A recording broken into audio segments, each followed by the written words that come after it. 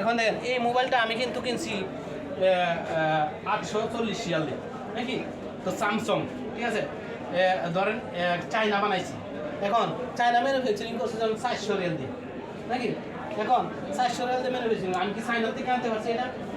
না, চায়না দিছে কাতারের যে স্যামসং এর এজেন্ট, যে কাতারি আনছে তাকে দিছে প্রথম, এখানে এসে কত হয়েছে 500, সে 100 খাইল, ঠিক আছে। আবার ওই এজেন্ট হোলসেলের কাছে 600, হোলসেলার দিচ্ছে রিটেলারের কাছে 700, ঠিক আছে। এরপরে কাস্টমার আমি কিনছি 840 রিয়াল, ঠিক আছে। তো দেখেন এই যে broker commission, showroom cost, advertisement cost, many middleman আছে এইটার মধ্যে, ঠিক আছে। এখন দেখেন, এখন direct selling company, direct selling company কিন্তু অনেকজনের লাভ পাইল। দেখেন হার্ড ওটা ছিল হার্ড ওয়ার্ক, ঠিক আছে, ওটা কিন্তু স্মার্ট ওয়ার্ক।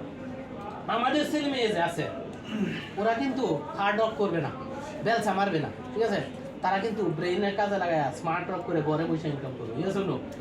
এমন যুগ আসতেছে, ঠিক আছে। তো এখন দেখেন profit goes to A lot of people. দেখেন ডিরেক্ট সেলিং কোম্পানি, ঠিক আছে। ম্যানুফ্যাকচারিং, ধরেন আমাদের একটা সাবান নাকি, আমাদের একটা সাবান কত দিয়ে কিনি আমরা, কত দিয়ে কিনি সাবানটা?